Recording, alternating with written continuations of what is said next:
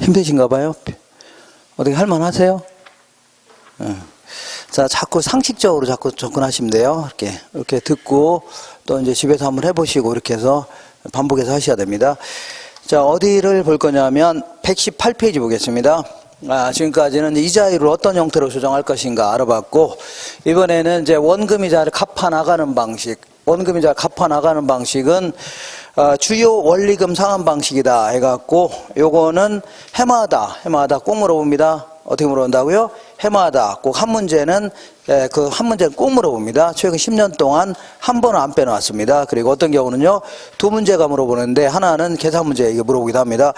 자, 그래서 주요 원리금 상환 방식이라고 해서 먼저, 자, 니네 우리가 돈을 빌려줄 테니까 원금을 매기 똑같이 해서 갚아나가라 이렇게 한 걸요, 원금 균등상환 방식이다. 자, 두 번째는요, 니네들 원리금 합계액을 매기 똑같이 해서 갚아나가라 이렇게 하는 걸요, 원리금 균등상환 방식. 그 다음에 채라는 게 뭐냐면 점점 이런 뜻입니다. 점점. 그 다음에 점점 뭔가 늘려나가는 식이죠. 이걸요, 체증식 혹은 뭐라고요? 점증식 이렇게 표현합니다. 체증식 아니면 뭐라고요? 점증식 이렇게 표현하는데, 이렇게 볼게요. 이 그림이 머릿속에 이제 들어와야 됩니다. 이렇게. 자, 1년, 2년, 3년, 4년인데, 자, 10,000원을 빌려주겠다. 얼마 빌려주겠다고요? 10,000원을 빌려줄 테니까, 자, 일단은 1년에 한 번씩 갚으랍니다. 예, 한 달에 한 번씩 갚으면 복잡스러우니까 몇 년에 하고요? 1년에 한 번씩 갚아라. 그리고 1년에 한 번씩 이자도 납부하랍니다. 얼마라고요? 이자도 납부하는데 이자율은 1년에 10%랍니다. 1년에 얼마라고요? 10%. 그리고 요거는 변동금리로 했다가는 이자 때문에 계속 변동될 수 있죠. 그러니까 고정금리를 가정해 볼게요. 뭘 가정한다고요? 고정금리를 가정해 볼게요. 이렇게. 자, 그러면 요거는 10,000원을 4년 동안 쪼개서 갚으라는 얘기죠. 10,000원을 몇 년 동안이라고요? 4년 동안 쪼개서 갚으라 그 얘기입니다. 여기서 똑같이 해서 갚으라는 얘기입니다. 이렇게 삐딱삐딱합니다. 이렇게. 자, 이게 얼마씩이라고요? 이게 10,000원 나누기 4니까 얼마라고요? 2,500원씩 갚으라는 얘기입니다. 얼마라고요? 2,500원. 여기도 얼마라고요?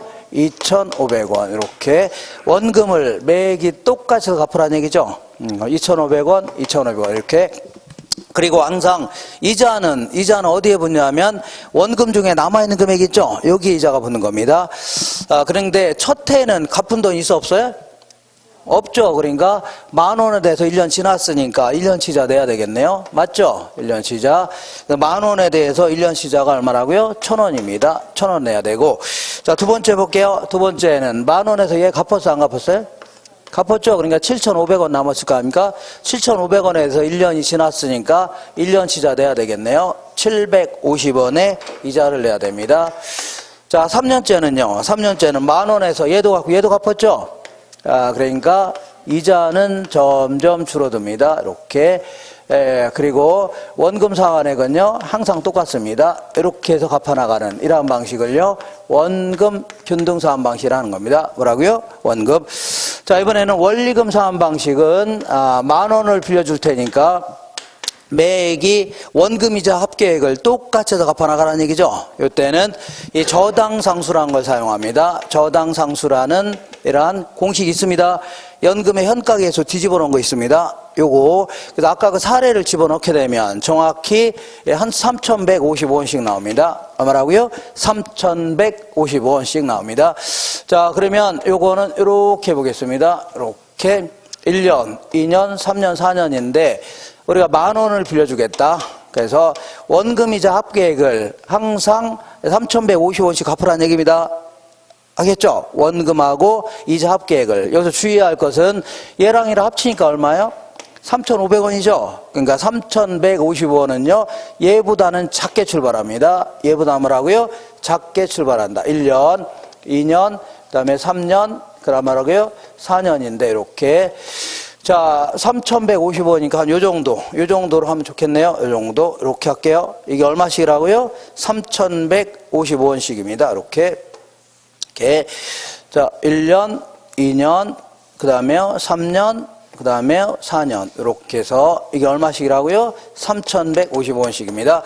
이걸 굳이 원금 부분과 이자로 쪼개보겠습니다. 쪼개면 첫 해는 갚은 돈 있어 없어요? 없으니까 10,000원에 대해서 1,000원의 이자가 딱 붙는 겁니다. 1,000원. 그리고 항상 그리고 이 3,155원에서 이자 뺀 나머지가 뭐라고요? 원금 상환액이 됩니다. 원금 상환액 2,155원인데요. 이렇게. 자, 두 번째는요. 10,000원에서 얘 갚았죠? 예, 갚으니까 7,845원 남았었네요. 7,845원에 대한 이자 785원 이자가 붙습니다. 그리고 항상 3,150원에서 이자 뺀 나머지 있죠? 이게 바로 원금 상환액이 됩니다. 2,370원 이렇게. 자, 3년째는요. 10,000원에서 얘도 갚고 얘도 갚았죠? 그러니까 이자는 점점 줄어듭니다. 그 대신 원금 상환액은요. 점점 늘어나는 이러한 형태입니다. 이런 식으로 갚아나가라고 만든 공식이에요. 저당 상수입니다. 그죠? 예를 들어서 내가 10년 동안 1억을 은행에서 빌렸는데 매달 30만 원씩 갚으랍니다. 매달요. 원금이자 합쳐서 30만 원씩 납부하랍니다. 그러면 처음에는 원금 갚은 게 있어 없어요? 거의 없죠. 그러니까 이자가 많고 원금은 얼마 안 갚을 겁니다.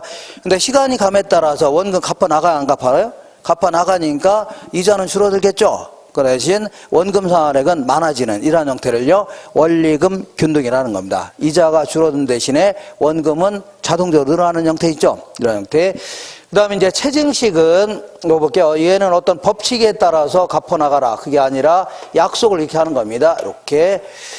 자, 10,000원을 우리가 빌려줄 테니까 너 첫 해에는 원금 중에 300원만 갚아라. 이렇게 약속하면 되는 거죠. 원금 중 얼마 갚으라고요? 300원만 갚아라. 두 번째는요, 1,000원을 갚으랍니다. 300원. 두 번째는요, 1,000원. 세 번째는요, 자, 이 3,700원을 갚으랍니다. 마지막 해는요, 남은 금액 전부 다 5,000원 다 갚으라는 얘기죠. 이렇게. 자, 그러면 이자 붙여볼게요. 첫 해는 갚은 돈이 없었죠. 그러니까 10,000원에 대한 이자, 1,000원의 이자가 딱 붙는 겁니다. 1,000원의 이자가 딱 붙어요. 자, 두 번째는 10,000원에서 3,000원 갚았죠. 300원 갚았죠. 그러니까 9,700원 남았으니까 9,700원에 대한 이자 970원 이자가 붙습니다. 자, 3년째는요. 10,000원에서 얘도 갚았죠. 그러니까 이자는 점점 줄어듭니다. 그 대신 약속대로 원금 상환액은요 점점 늘어나는 형태입니다. 약속대로 원금 상환액은요 점점 늘어나간 이런 형태입니다. 자, 요 그림이 일단 머릿속에 들어와야 되는데 맨 먼저 기억할 내용은 이 대출 초기에 원금 상환액이 가장 많은 게 어떤 거예요?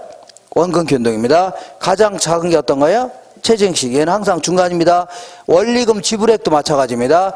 초기에 원리금 지불액이 가장 많은 게 어떤 거예요? 원금 균등. 가장 작은 게요? 체증식. 얘는 항상 중간이에요. 이렇게. 그러면 자, 만기가 한 30년인데 한 2년 있다가 조기 상환하려고 합니다. 2년 있다 뭘 한다고요? 조기 상환하려고 할 때 남아있는 금액이 가장 많은 게 어떤 거예요? 셋 중에?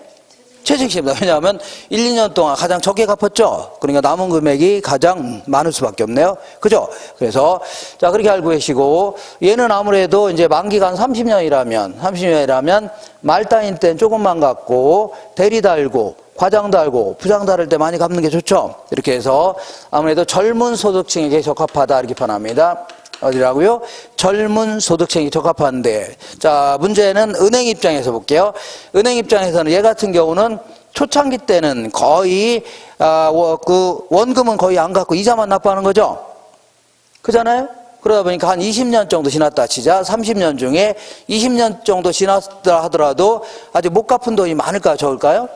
많다는 얘기입니다. 그럼 거기다가 20년 지나서 갑자기 담보 가치가 폭락할 수도 있는 거고 회사도 그만둘 수도 있는 거죠.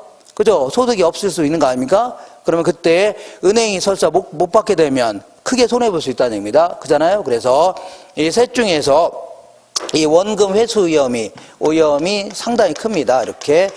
근데 얘를 볼게요. 얘는 초창기 때부터 원금을 착착 갚아나가죠. 그러다 보니까 한 20년 정도 지났으면 그 남은 금액이 얼마 안 된다는 얘기죠. 그래서 은행이 설사 이 뜯긴다 하더라도 크게 뜯기지는 않는다는 얘기입니다. 그래서 셋 중에서 원금 회수 위험이 가장 뭐라고요?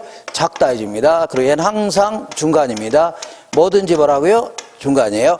그러면 이자율도 항상 지네들도 위험이 커지면 높은 이자를 적용합니다. 그러니까 얘가 셋 중에서 이자율이 가장 낮습니다. 레이트 해주면 이자율 생각하시면 돼요. 얘가 뭐라고요? 이자율이 가장 중간이고 얘는요 이자율이 가장 높습니다. 되겠죠? 그리고 이 원리금 균등과 관련돼서 이 밑에다 써 있는 거 추가적인 내용 확인할게요. 원리금 균등과 관련돼서 니은번 볼게요. 일단 얘는 이해하기가 쉽고 장기 계획 짜기가 용이하다는 얘기죠. 그러니까 얘는 매달 갚는다면 매달 통장에서 나가는 돈이 똑같죠. 고정금리를 가져간다면 그러니까 어쨌거나 은행이 요걸 가지고 사기칠 일은 없으니까 일단 이해하기는 쉽다는 얘기죠. 그리고 항상 똑같은 돈이 빠져나가니까 장기 계획 짜기가 용이하다는 얘기입니다. 그리고 얘는 볼게요. 얘는 처음에는 원금은 조금 갖고 나중에 많이 갚는 겁니다. 그러다 보니까 이 원금만 가지고 따진다면 이런 식으로 갚아나가는 겁니다. 그래서 한 3분의 2 정도가 지나야만 3분의 2 정도가 지나야만 비로소 원금의 반 정도가 갚아나가는 이 형태가 됩니다. 원금이 얼마라고요? 계산상 이렇게 되는 겁니다. 원금의 반 정도 갚아나간다. 그 다음에 그 체증식과 관련돼서 니은번 볼게요. 니은번에 어쨌거나 젊은 층에 유리한데 주택 예정 보유 기간이 짧은 사람에게 유리하다. 약간의 반전이 좀 있는데 이것도 무슨 얘기하면 얘는 셋 중에서 이자가 높아요, 낮아요? 셋 중에 가장 높습니다.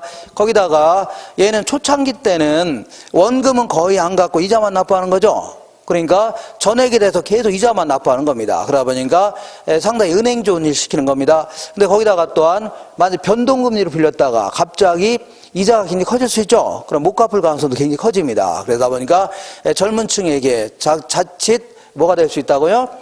이 하우스포 해갖고 돈 벌어서 빚만 갖고 있다는 얘기죠. 그런 상황이 될 수도 있다는 얘기입니다. 그러니까 가능하면 나중에 돈 생기면 얼른 갈아타는 것도 괜찮다는 얘기죠. 그러니까 주택 예정 보유 기간이 상대적으로 짧은 사람에게 유리할 수 있는 겁니다.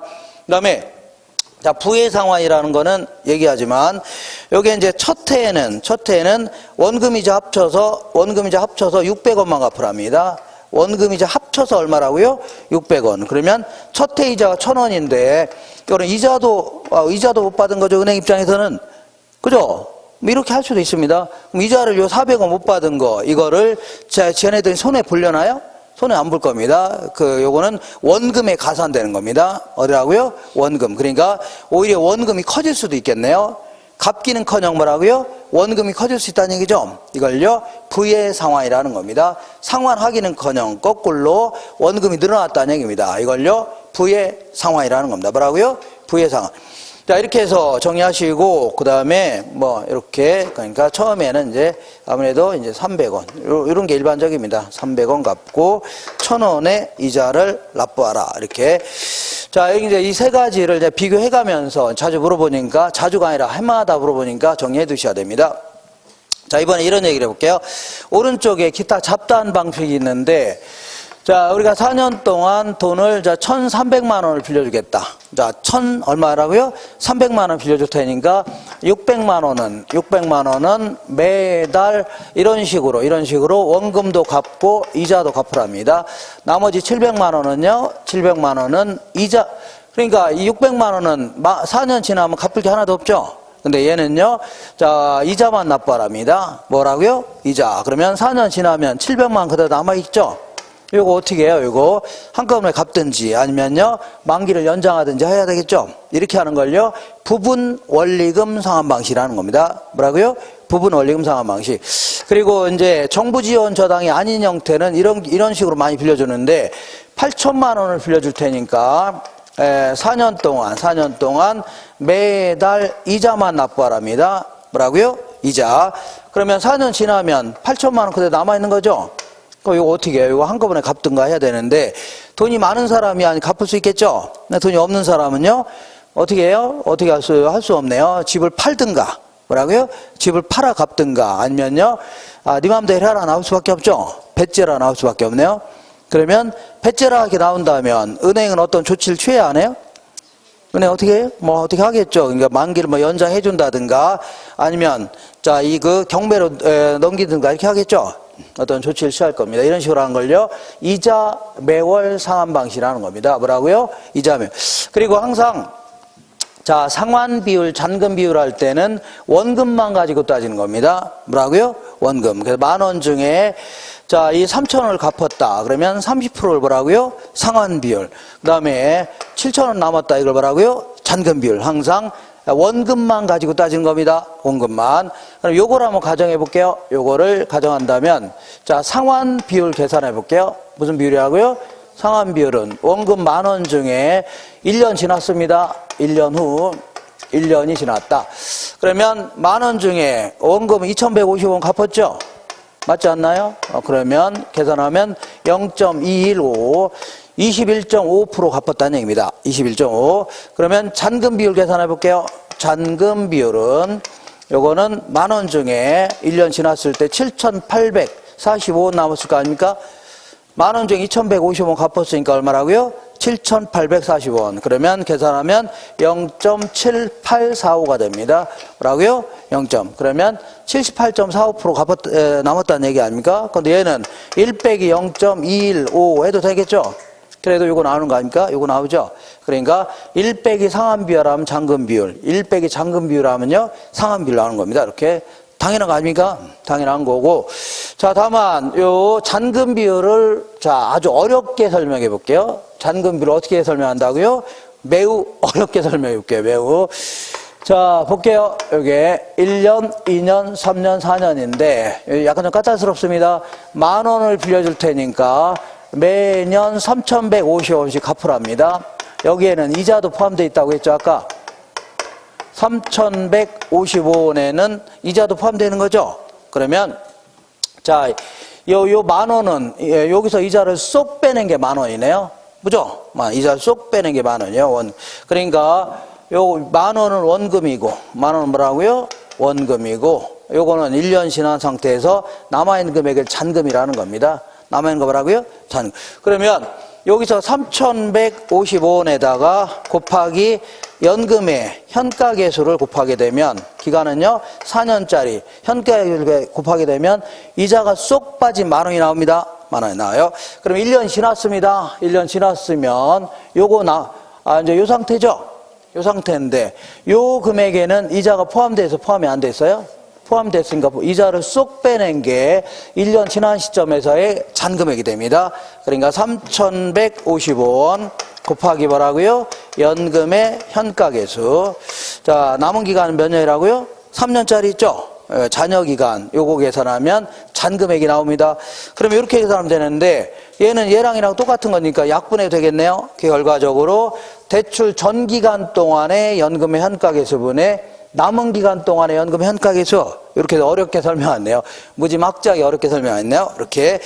자, 그럼 요걸 가지고 증가자한걸 가지고 문제를 풀어보겠습니다. 문제.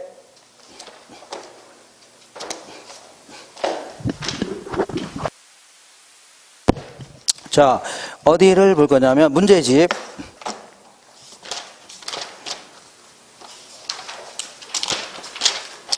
문제집 보겠습니다. 자, 226페이지 한번 보겠습니다.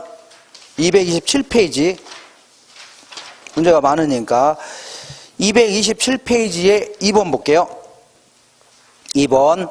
다음은 부동산 금융과 관련된 기초 용어에 대한 설명이다. 틀린 것은 잔금 비율은 저당 대출액에 대한 미상환된 원금, 미상환된 원금을 잔금이라는 겁니다. 잔금의 비율을 말한다. 맞는 겁니다. 2번 볼게요. 저당 상수의 대출 원금을 곱하게 되면, 자, 저당 상수의 대출 원금을 곱하게 되면 매기 갚아야 될 상환액이 계산될 수 있죠. 많은 겁니다. 세 번째. 자, 그러면 요거를 표로 딱 작성해서 줄 수도 있죠. 그죠? 옛날에는 컴퓨터가 별로 안 쓰여질 때는 돈을 요렇게 갚으라고 표를 다 작성해 줬습니다. 근데 요즘에 인터넷 들어가면 다 나오죠. 그러니까 이걸 상환 조견표라는 겁니다. 뭐라고요? 상환 조견표. 상환 조견표를 통하여 저당 대출에 대한 원금 상환분과 이자 지급분이 시간에 따라 어떻게 달라지는지 볼 수 있다는 얘기죠. 요걸 표로 그냥 작성했다 생각하시면 돼요. 요거 이런 거를. 그다음에 4번 볼게요. 일반적으로 융자 기간이 길고 융자 비율이 높을수록 대출 기간의 위험도는 낮은 게 아니라 자, 위험이 높다고 볼 수 있다는 얘기죠. 왜냐하면 융자 기간이 한 30년이다. 그럼 나중에 얘 담보 가치가 어떻게 될지도 모르는 거고 이 사람 소득이 어떻게 될지 모르는 거죠. 그리고 융자비율이 높다는 얘기는 돈을 많이 빌려주는 거죠. 1억짜리 부동산 구입하면서 9천만 원을 빌려줬다가 나중에 회수를 못할 수도 있는 거 아닙니까? 그러니까 아무래도 융자 기간이 길면 길수록 융자 비율도 높을수록 대출자는 위험도가 높습니다. 알겠죠? 위험이 높아요. 자, 한 장 넘겨보겠습니다. 넘겨보시면 자, 4번 볼게요. 4번에 자, 주택담보대출에 대한 설명 중 틀린 것은 자, 이런 얘기를 해볼게요. 어떤 얘기냐면 이렇게 이자를 1년에 한 번, 여기 볼게요. 1년에 이자를 한 번 받는다고 쳐볼게요. 만 원을 받을 수도 있고 이자를 4번에 걸쳐서 쪼개서 받을 수 있겠네요. 이거를 2,500원씩 받는다면 2,500원씩 쪼개서 받는다면 이렇게 4개월에 한 번씩 받을 수 있죠. 3개월에. 그죠? 그러면 복리라는 게 뭐야? 이자에 또 이자가 붙는 거죠? 그러면 요 2,500원에는 이자 또 붙어요? 안 붙어요? 붙죠? 그러니까 자, 이 10%를 이자율 10%를 한꺼번에 1년에 한 번 받는 것보다는 쪼개서 받는 거 있죠? 받는 게 누가 유리하다고요? 대출자가 유리한 겁니다. 왜냐하면 이자에 또 이자가 붙어요? 안 붙어요? 요 2,500원에 이자 붙어요? 안 붙어요? 붙죠? 여기도 요 붙어요? 안 붙어요? 붙잖아요. 그죠? 그러니까 무슨 얘기 하겠나요? 원래? 자, 이자를 10%를 1년에 한 번 받는다 치자. 1년에 이렇게 한 번 받을 수도 있고 아니면 요거를 자 3개월에 한 번씩 쪼개서 받을 수 있죠? 맞죠? 2,500원씩 받는다면 그러면 요 2,500원씩 받는다면 이자를 쪼개서 이렇게 받는다면 이것도 전부 10,000원 아닙니까? 근데 요 이자에는 또 저 복리 형태는 이자가 또 이자 붙어요? 안 붙어요? 붙죠? 이것도 이자 또 붙을 거 아닙니까? 아닌가요? 아니 복리가 뭐예요? 이자에 또 이자가 붙는 거죠? 그러니까 여러 번에 걸쳐서 자 쪼개서 받는 게 훨씬 더 은행이 유리합니다. 원래? 아닌가요? 맞죠? 오케이. 자, 그래서 1번 볼게요. 4번에 주택담보대출에 관한 설명 중 틀린 것은 연간 이자율이 같은 1년 만기 대출의 경우에 대출자는 기말에 한 번 이자를 받는 것이 기간 중 사회에 나누어 받는 것보다는 유리한 게 아니라 불리합니다. 한 번 받는 게 더 불리하다는 얘기죠. 쪼개서 조금씩 받는 게 더 낫다는 얘기입니다. 이자에 또 이자가 붙으니까. 그 다음에 2번에 대출자의 명목이자율에는 실질 이자율, 그 다음에 위험에 대한 대가, 물론 위험에 대한 대가는 다 실질 이자율 포함되는 겁니다. 근데 이제 이런 식으로 해도 아주 문제가 있는 건 아니니까. 그 다음에 예상된 인플레이율 혹은 기대 인플레이율 등으로 구성되어 있다는 얘기죠. 그러니까 저 실질 이자율에는 다 뭐라고요? 위험도도 다 감안하는 겁니다. 그러니까. 자, 그 다음에 3번 볼게요. 변동금리부 주택담보대출의 이자율은 기준금리에 뭘 더해서요? 가산금리를 합하여 결정한다. 자, 기준금리에 뭘 더해서요? 가산금리를 합하여 결정합니다. 네 번째, 변동금리부 주택담보대출 이자율의 조정주기가 짧을수록, 그러니까 1년에 한 번씩 변동하자. 그러면 1년 동안은 못 건들죠? 그러니까 짧으면 짧을수록 유리합니다. 조정주기가 짧을수록 이자율 변동의 위험은 대출자에서 누구한테요? 차입자한테 전가될 수 있죠? 많은 겁니다. CD 연동 주택담보대출은 변동금리부 주택담보대출이라는 얘기죠. 이런 식으로 하는 걸 답을 하고요. 변동금리 제도로 하는 겁니다. 자, 오른쪽 볼게요. 6번에 주택담보대출에 대한 설명으로 옳은 것은 CD 금리가 상승하면, 자, 아까 얘기한 대로 CD 평균 금리 있죠. 여기 이제 시세가 올라가면 같이 올리라는 얘기입니다. 떨어지면요, 같이 떨어뜨리라는 얘기입니다. 그래서 CD 금리가 상승하면 CD 금리를 기준금리로 하는 변동금리, 주택담보대출의 금리는 반대로 하락하는 게 아니라 같이 상승합니다. 그러더라고요. 같이 변동시켜 올리든지 내리든지 하라는 얘기입니다. 이번에 대출 시점에 고정금리 주택담보대출의 금리가 변동금리 주택담보대출의 금리보다는 높다. 아까 자 대출 시점에는 고정금리가 높아요? 변동금리가 높아요? 고정금리가 높다고 했잖아요. 이건 맞네요. 세 번째 볼게요. 주택담보대출 금리가 하락하면 정상적인 주택 수요는 줄어드는 게 아니라 늘어나겠네요. 금리가 내려가면 사람들은 돈 빌리고 싶어, 안 빌리고 싶어요? 빌리고 싶죠. 그러니까 당연히 주택 수요는 증가하는 겁니다. 그 다음에 자 이쪽으로 잠깐 나올게요. 이쪽으로 자, 이쪽으로 오면, 자, 이 은행은 실질적으로 5%를 먹으려고 했습니다. 그리고 매년 2% 정도 예상된다 하길래 몇 프로라고요? 7%로 해서 고정금리를 정했죠. 컸죠? 근데 나중에 한 3년 정도 지나서, 자, 실제 인플레가 더 커질 수 있어, 없어요? 예상치보다 훨씬 더 커질 수 있죠? 인플레가 커졌다는 얘기는 화폐 가치가 더 폭락했다는 얘기입니다. 그런다고 해서 이 처음에 약정된 금리 7%를 바꿀 수 있어, 없어요? 없습니다. 그럼 결국 은행이 먹는 이자율이 3% 줄어드는 겁니다. 누가 손해봐요? 은행이. 그러니까 적정히 예상된 인플레를 감안해야 되는데 나중에 인플레가 더 커졌죠? 그럼 누가 손해본다고요? 은행이 손해보는 겁니다. 자, 읽어볼게요. 자, 6번에 4번. 대출금리가 고정금리일 때 대출 시점의 예상 인플레이션보다 실제 인플레가 높아졌다는 얘기죠. 그러면 금융기관에게는 손해입니다. 누가 손해라고요? 금융기관은 손해이고 차입자에게는 상대로요 이익이 되는 겁니다. 이렇게. 그 다음에 대출비율이 높아질수록 대출비율이 높아진다는 얘기는 돈을 많이 빌려주는 거죠. 그러면 그만큼 은행은 자 위험이 커요, 작아요? 커지는 겁니다. 그럼 그만큼 이자율도 높아지는 겁니다. 그러니까 대출비율이 높아질수록 주택담보대출의 금리는 낮아지는 게 아니라 뭐라고요? 높아진다 해줘야 됩니다. 높아진다. 한 장 넘겨볼게요. 231페이지에 9번 볼게요. 9번. 자, 저당 상환 방법에 대한 설명이 다 틀린 것은 원금 균등 상환 방식은 요걸 얘기합니다. 원금 균등은 원리금 균등 상환 방식에 비하여 초기에 차입자의 부담은 크다가 아니라 자, 초기에 차입자 부담은 크다는 얘기는 초기에 가장 많이 갚죠. 차입자 부담은 크다. 맞네요. 2번 볼게요. 체증시 상환 방법은요. 주택의 예상 보유기간이 짧은 사람에게 아까 유리하다고 했죠. 세 번째 볼게요. 원리금 균등 상환 방식은 자, 요걸 얘기합니다. 얘는 대출기간 내내 동일한 금액을 납부하죠. 원금이자 합쳐서 동일한 금액을 납부합니다. 맞습니다. 체증식은 원리금 균등에 비하여 초기에 차입자의 상환 부담이 작다. 체증식은 얘보다는 초기에 갚는 돈이 작죠. 상환 부담은 작네요. 원금 균등은 체증식에 비하여 대출자의 자금 회수 위험이 크다가 아니라 아까 자금 회수 위험이 가장 작다고 했죠. 얘가 자금 회수 위험은 작다 해줘야 됩니다. 뭐라고요? 작다. 그 다음에 233페이지 볼게요. 12번. 자, 투자자 값은 주택자금 1억 원을 12번 이자율 10% 10년 상환 조건으로 융자를 받았는데 매년의 원리금 균등 상환액이 1,600만 원을 6년 동안 자 볼게요. 어디 갔냐면 이렇게 아이고 요 괜히 지웠네요. 얘는 자 기준 자 이게 자 얼마 빌렸다고요? 1억을 빌렸는데 1,600만 원씩 계속 갚고 있죠? 갖고 있는데 자 볼게요. 6년 동안 성실히 상환한 후에 이 부동산을 중도에 처분했다면 이때 필요한 부채 잔금은 그러니까 그 6년 정도 지나서 이거 다 갚았어 안 갚았어요? 이거 갚았죠? 요건 갚았을 거 아닙니까?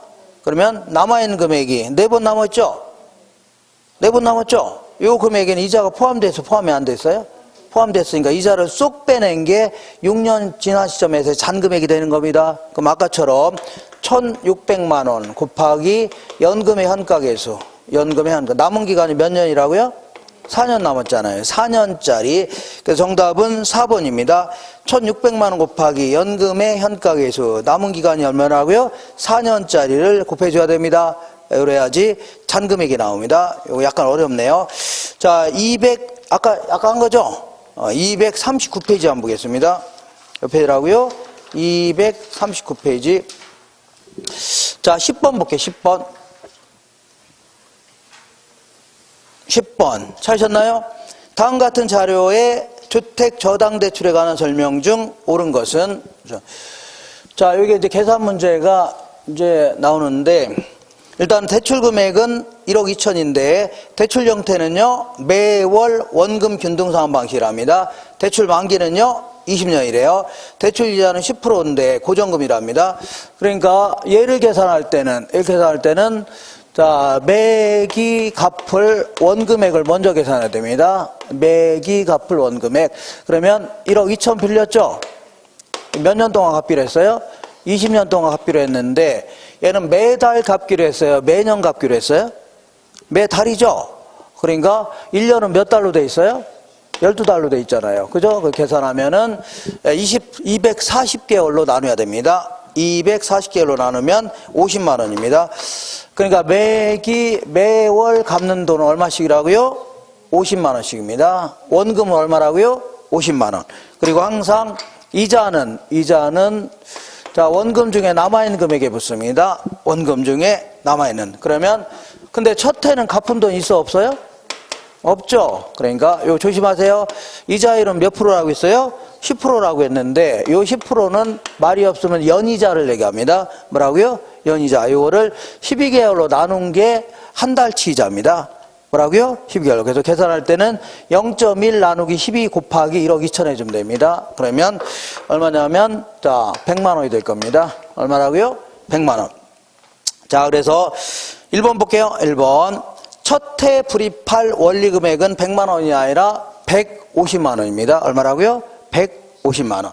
2번 볼게요. 시간이 지날수록 상환할 원금액은 점점 감소하는 게 아니라 원금은 매 일정하다고 했죠? 매달 일정하다 해줘야 돼요. 매달 뭐라고요? 일정하다. 세 번째 볼게요.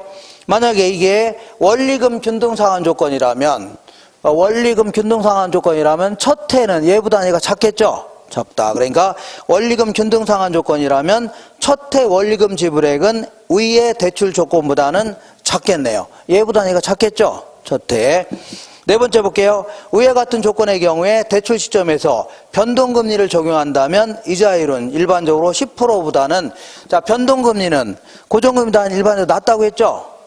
초기에. 그러니까 자 만약에 변동금리를 적용한다면 이자율은 일반적으로 10%인 고정금리보다 낮습니다. 낮아요. 아까 지금은 고정금리라고 했죠? 변동금리라면 초기 약정금리는 낮다고 했죠? 그 얘기하는 겁니다.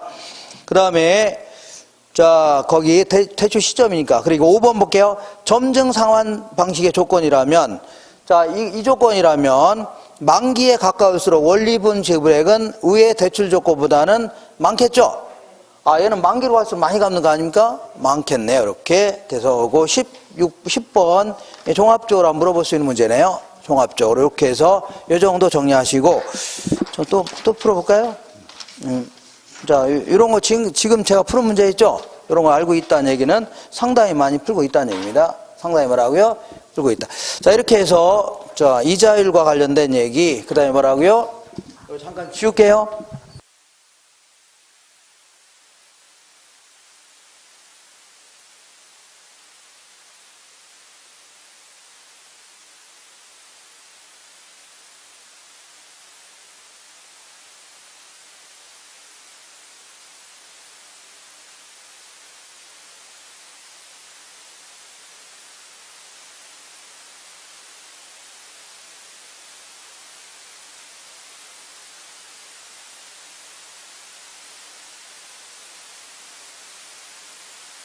는 강의 노트로 돌아오겠습니다. 121페이지.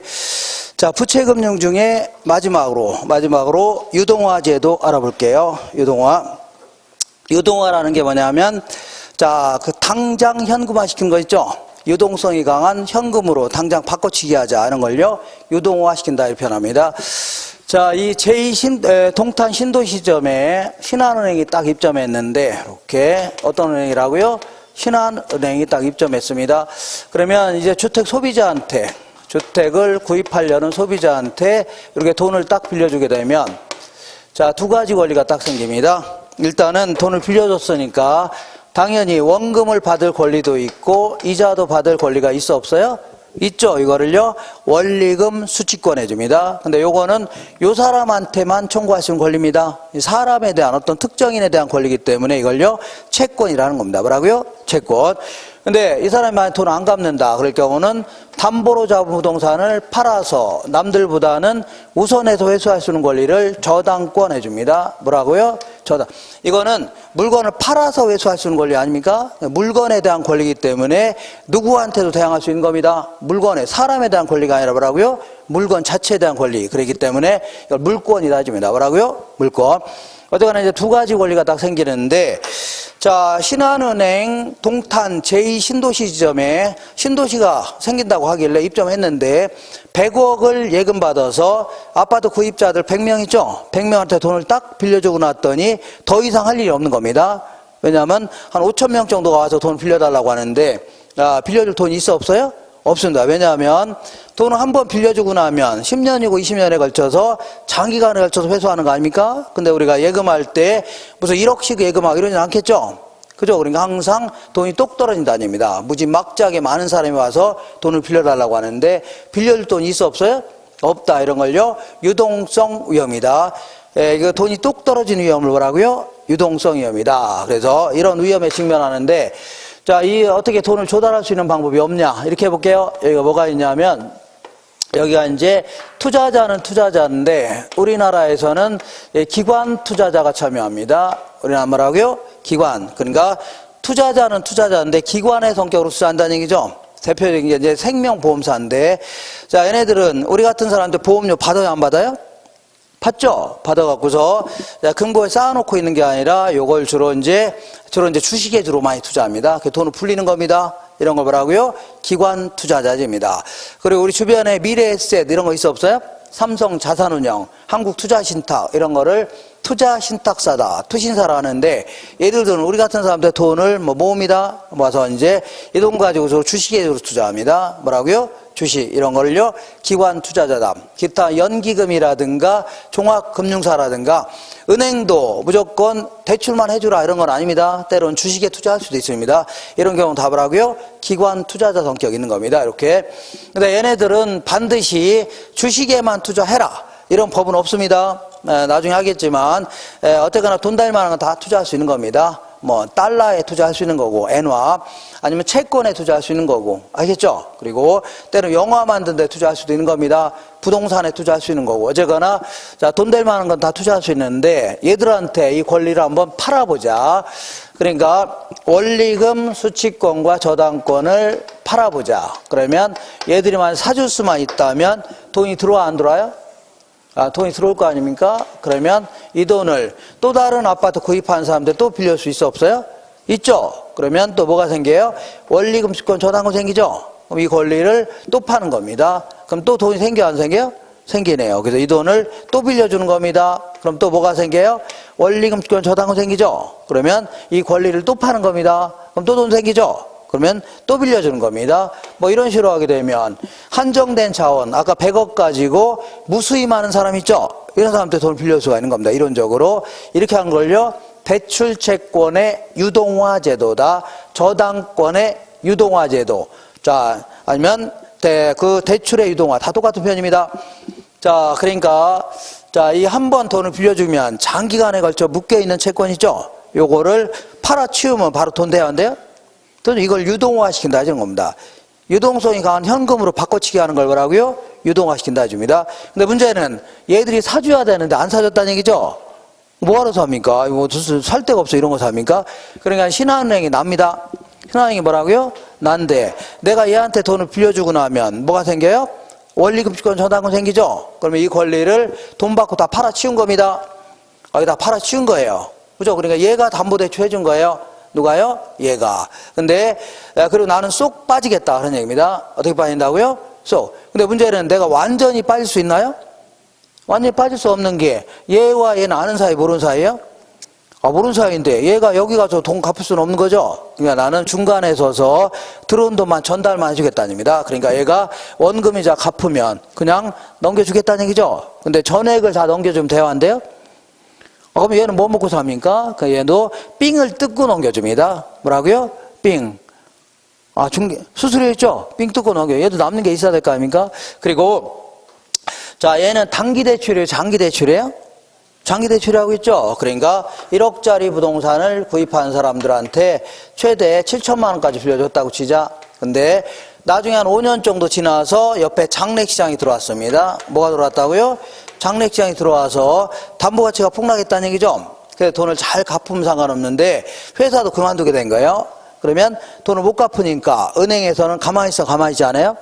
가만히 있지 않겠죠? 경매로 처분하려고 하는데 어쨌거나 7천만 원 빌려준 걸 받을 권리를 다 누가 갖고 있어요?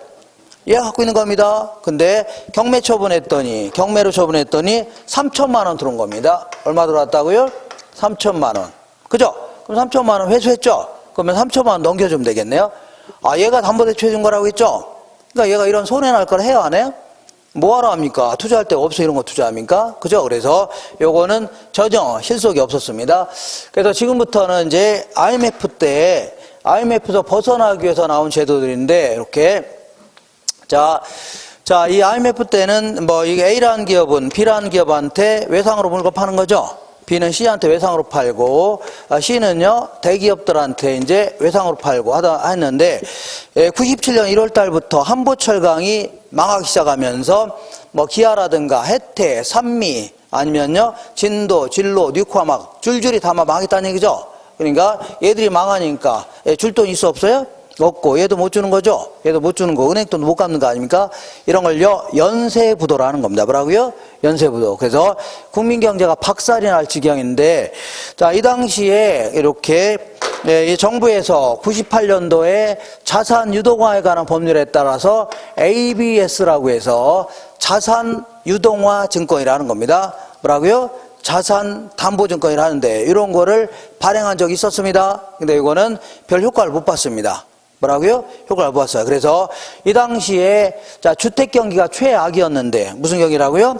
주택 경기가 최악이었습니다. 주택 거래는 뚝 끊기고, 가격은요, 폭락했고, 건설업자들은요, 손가락 빨고 있었다는 얘기죠. 그래서 이 주택 경기만 살릴 수만 있다면 다른 경제가 좋아질 거 아니냐는 얘기죠. 그래서 99년도에 코모코라는 회사를 설립하도록 했는데, 지금은요, 명실공히 금융공사로 명칭이 바뀌었습니다.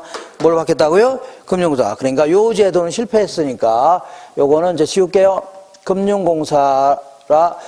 자, 지금 뭘로 바뀌었다고요? 금융공사로 명칭이 바뀌면서 니네들 원리금 수취권과 저당권을 우리한테 팔아라. 원리금 수취권과 저당권을 우리한테 팔으면 우리가 웬만하면 사주겠다는 겁니다. 웬만하면 뭐라고요? 사주겠다. 그러면 이 돈 가지고 또 주택 구입한 사람한테 계속 빌려줄 수 있죠? 그걸 또 계속 파니까 주택시장으로 계속 돈이 빨려 들어가면서 돈 빌리는 것도 쉬워졌죠? 주택 경기가 좋아질 수 있겠네요. 그잖아요? 근데 문제는 얘들도 돈이 있어야 사주는 거 아닙니까? 무턱대고 세금만 가지고 할 수는 없는 거 아닙니까? 그래서 이 돈을 마련하려고 구입한 원리금 수권과 저당권을 그대로 팔아치운 게 아니라 이걸 가공해갖고 액면가 10,000원짜리 채권 있죠? 채권의 형태로 파는 겁니다. 이걸 뭐라고요? 모기지. 모기지라는 게 뭐냐면 담보대출 얘기합니다. 모기지를 기초로 하는 시큐리티스에서 이걸요, 저당 담보증권 해줍니다. 뭐라고요? 저당 담보증권. 근데 얘는 정부 투자기관에서 지급보증해주겠다 이게 나온 겁니다. 뭘 하겠다고요? 지급보증해주겠다. 그래서 자, 그러면 다시 볼게요. 이 구조를 정확히 알고 계셔야 됩니다. 신한은행이 납니다. 은행이 뭐라고요? 난데 내가 얘한테 돈 빌려주고 나면 뭐가 생겼다고요? 원리금권 저당권 생기죠? 이 모든 권리가 증권화돼서 얘한테 가 있다 생각하시면 돼요. 그러니까 7천만 원 받을 권리 다 누가 갖고 있다고요? 얘가 갖고 있는 겁니다. 알겠나요? 얘 갖고 있어요. 그러면 자, 만약에 얘가 이제 원금이자 갚으면 얘는요, 자, 이 넘겨줘야 되죠? 뭐 뜯고요? 삥 뜯고 넘겨줍니다. 그리고 얘도 결국은 삥 뜯고 넘겨주는 형태가 됩니다. 왜냐하면 MB에서 발행금리를 좀 낮춰서 발행합니다. 결국은 삥을 뜯고 넘겨주는 이런 형태입니다. 그리고 얘가 만약에 경매 처분했다는 얘기죠. 그럼 7천만 원 받을 걸 누가 갖고 있어요? 얘 갖고 있는 거 아닙니까? 근데 경매 처분했더니 3천만 원 들어왔습니다. 그러면 3천만 원 넘겨주면 되죠. 넘겨주려고 했더니 뭘 하겠다고요? 지급보증해 주기로 한 거 아닙니까? 그러죠? 그러니까 얘는 3천만 원 들어왔지만 얘한테 얼마 줘야 돼요? 7천만 원 다 줘야 됩니다. 그러니까 얘는 손해할 게 있어 없어요? 없다는 얘기입니다. 그래서 이 채권을 막 사주기 시작했던 겁니다. 이렇게. 그러니까 결국은 기관 투자자들이 갖고 있었던 돈들이 어디라고요? 자, 이 주택시장으로 막 빨려 들어가면서 결국은 IMF에서 벗어나는 데 있죠? 가장 큰 일조를 했던 제도 있죠? 요게 바로 뭐라고요?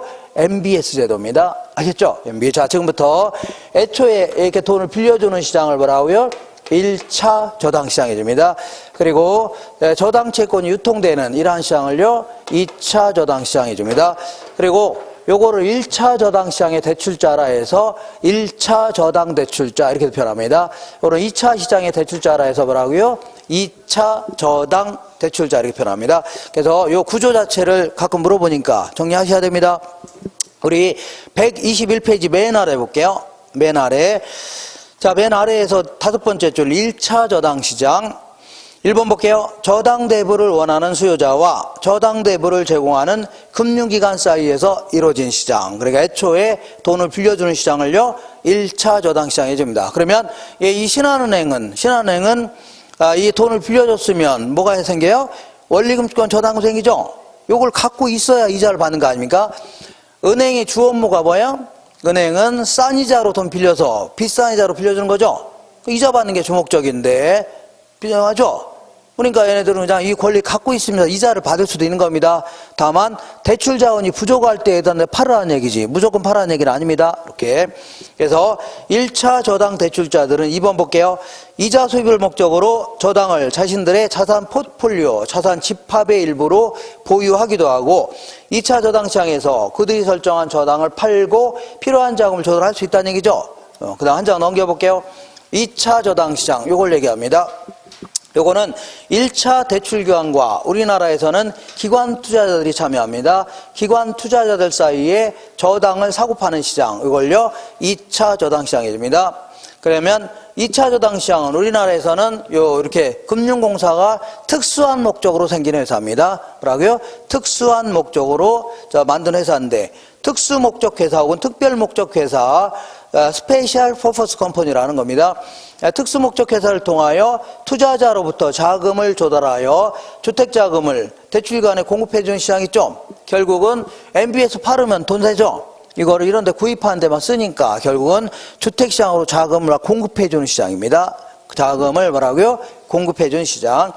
자, 3번 볼게요. 2차 저당 시장은 저당 대부를 받은 원래의 저당 차입자하고는 직접적인 관계 없다는 얘기죠. 그러니까 얘와 얘는 아는 사이입니다. 얘가 여기 빌린 거 아닙니까? 근데 얘랑 얘는 직접적인 관계 있어 없어요? 없습니다. 얘는 여기다 돈만 갚으면 되는 겁니다. 이렇게 직접적인 관계는 없다는 얘기입니다. 4번 해볼게요. 2차 저당 시장은요, 저당의 유동화에 결정적 역할을 하는 시장이죠. 저당 유동화에 결정적 역할을 하는 시장은 2차입니다. 2차. 그리고 얘네들도 마찬가지입니다. 이 금융공사도 구입한 원리금 수취권 저당권 있죠. 이거 가지고 있으면 이자 생겨요, 안 생겨요? 생기죠. 이자 수익을 목적으로 갖고 있을 수 있는 겁니다. 다만, 이 구입할 자금이 부족할 때 이걸 팔아치우라는 얘기죠. MBS에서 팔아치워서 돈을 마련하라. 그런 얘기지. 무조건 팔라는 얘기는 아닙니다. 읽어볼게요. 2차 저당 대출기관들도 매입한 저당 패키지, 여기저기서 구입한 원리금과 원리금권 저당권의 집합물들 있죠. 이런 걸 저당 패키지, 꾸러미라는 겁니다. 패키지를 자신의 투자 포트폴리오의 일환으로 보유하기도 하고 가지고 있기도 하고 수익을 목적으로 하는 다른 투자자들에게 MBS 형태로 팔기도 한다는 얘기죠. 그래서 그럼 이 제도가 성공하기 위해서 가장 큰 관건은 뭐예요? 이 제도가 성공하기 위한 가장 큰 관건은 뭐냐면 얘들이 이거 사줘야 되는 거죠. 얘들이 이거 안 사주면 이런 제도는 허탕이 아닙니까? 그러니까 얘들도 자기들 기대 수익률하고 뭘 비교해서요? 요구 수익률을 비교해서 크거나 같을 때 선택하려고 하겠죠. 구입하려고 하는데 이 요구 수익률이라는 게 뭐라고요? 오염에 따라서 요구하는 수익률 얘기합니다. 오염 수준, 체계적 위험 있죠? 이런 거에 따라 결정되는데 이때 이런 얘기를 해볼게요. 만약에 얘들이 빌려준 금리가 7%라고 쳐자. 몇 프로라고요? 5%라 치자. 6%라고 하자. 몇 프로라고요? 6%. 그러면 얘가 원금이자 갚으면 그대로 전달해요. 삥을 뜯고 넘겨요? 삥 뜯고 넘깁니다. 그래서 예를 들어 한 0.3% 뜯고서 이제 넘겨주겠죠. 그래도 얘네들도 그대로 넘겨요. 삥을 뜯고 넘겨요? 남는 게 있어야 될 거 아닙니까? 결국은 MBS 발행금리를 낮춰서 결국 삥 뜯고 넘기는 형태가 됩니다. 0.2% 정도. 그러니까 얘들이 실제 받는 이자율은 얼마라고요? 5.5%라고 치자. 몇 프로라고요? 5.5%. 근데 요거는 이 금융공사가 지급보증 해줘야 안 해줘? 해주죠. 그러니까 거의 정부 발행한 채권하고 똑같은 위험도 밖에 안 됩니다. 그 위험이 작다는 얘기죠. 그러니까 결국은 요구수는 한 3%밖에 안 된다는 얘기입니다. 예를 들어. 그러니까 당연히 투자하려고 안 하려고요?